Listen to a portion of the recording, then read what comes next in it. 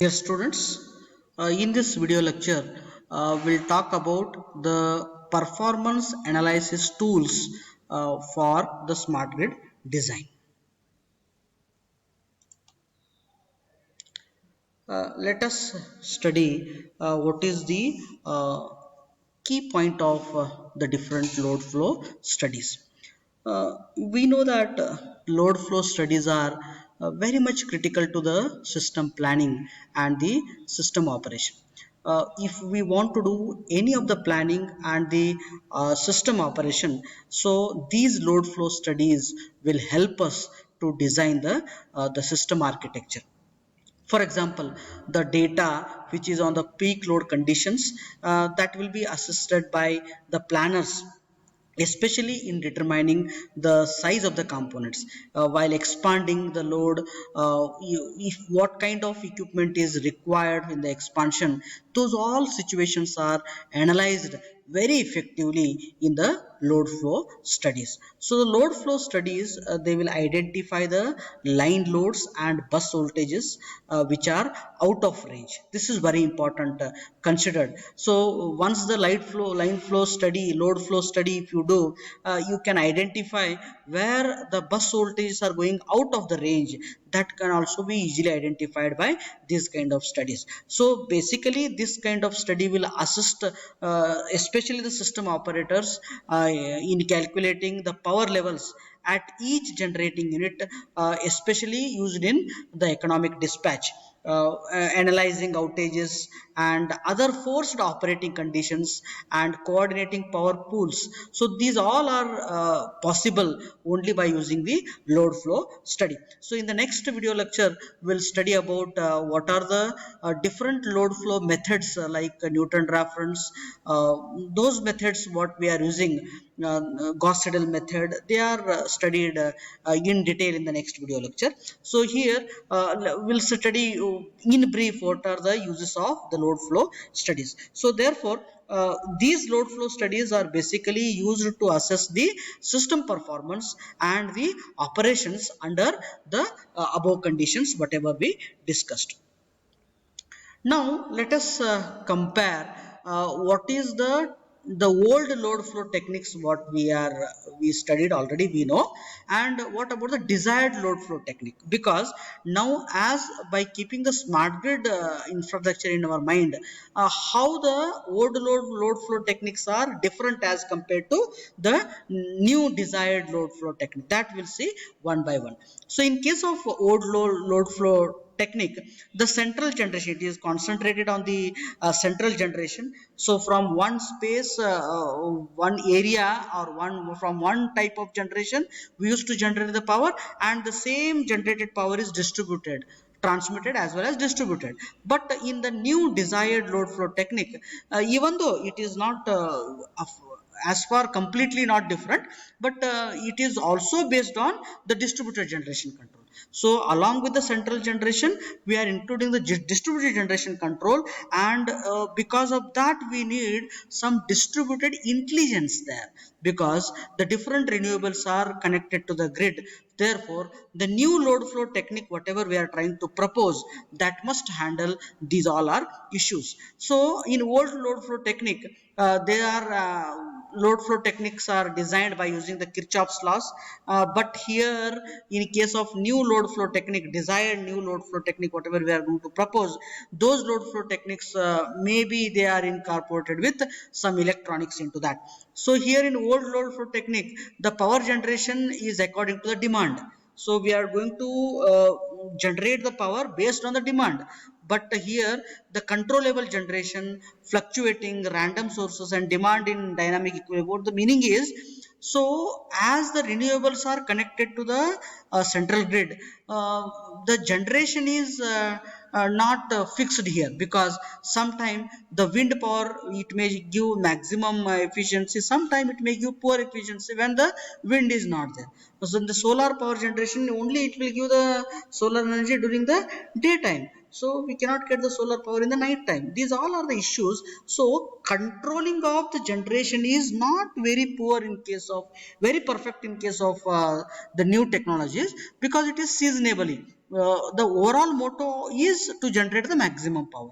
So again, to look into that factor, we are using some storage techniques. Excess power whatever is generated, we are going to store in a particular battery services. Those all things are secondary. As far as when we concentrate only on the load flow, these are the things.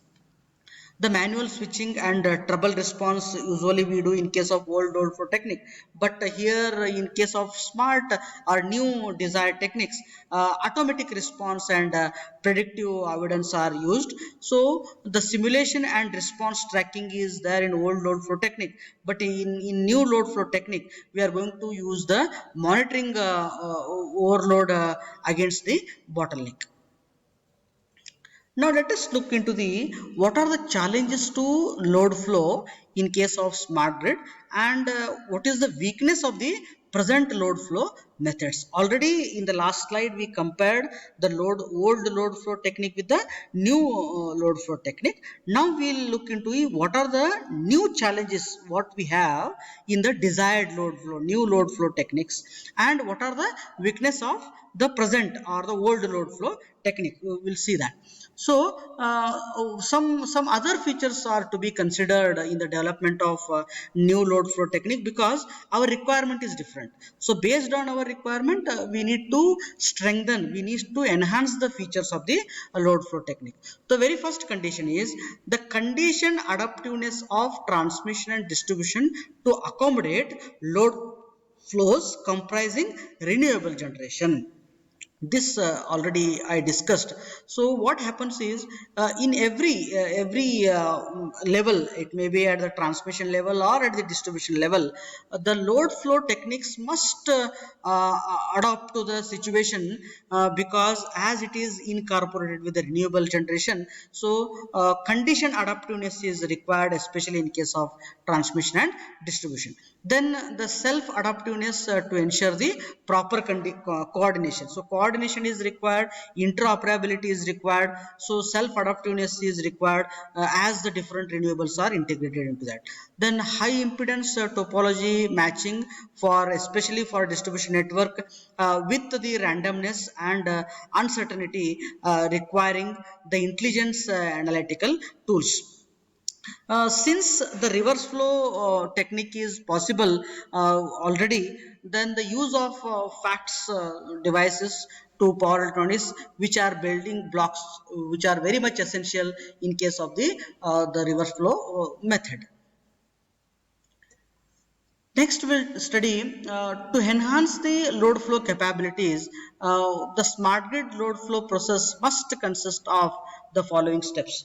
Now, in the previous slides, what we observed, we compared what are the characteristic of old flow technique with the new load flow technique. Then we studied what are the new characteristics the desired or new load flow techniques must have, and what are the weaknesses of the old load flow technique that we observed in the previous slide. Now in this slide what we are going to study is to enhance the capability of the load flow and study, or for the smart grid load flow process, what are the steps we need to follow, that those things we'll study here. The very first step is the data acquisition for radial or mesh network. So this is one of the primary process in case of load flow.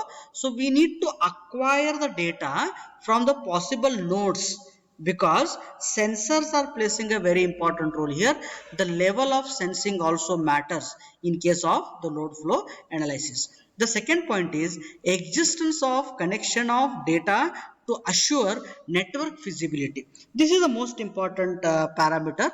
See what happens here is, as we are using some smart devices, every smart device requires the network connection. So this network connection must be almost perfect or feasible, so that based on this only the data communication is dependent. So as we our sensing capacity and network capacity is very good, so it will make the it will certainly increase the efficiency of the load flow techniques. So after these two, after the data acquisition and after having the sufficient network feasibility, the formulation of Y bus for representing the interconnection of the system under the study as well as the determination of initial conditions we are going to consider. Then after that, the solution of mismatch of the real and reactive powers and checking of the mismatch by adjusting the initial conditions, typically called the host state, that will be done. Then with the snapshot power demand, usually in case the real power and reactive power demand, we are going to determine the feasible static voltage and angle to minimize the mismatch. These are the steps what we are going to follow to enhance the load flow capability. Now let us study the load flow state of the art. So the classical extended formulation and algorithms whatever we are going to use in case of the load flow analysis. The traditional load flow techniques which are used for the distribution load flow, basically they are characterized by the distribution system, whether they are radial or weakly meshed or network structure, based on the network structure. And what is the X bar R ratio in the line impedance. Then the third point is whether single phase loads are handled by the distribution load flow or the three phase. Then the fourth one is the distributed generation and other renewable generation or the cogeneration power supplies installed in reactive proximity to some load centers or not.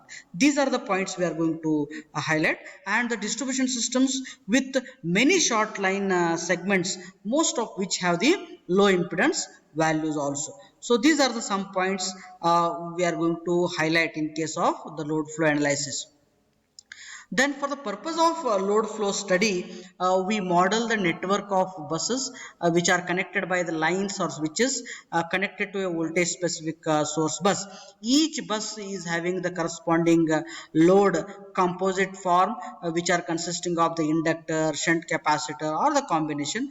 The load or the generator are connected to the buses. So with respect to that only, the load flow analysis is done.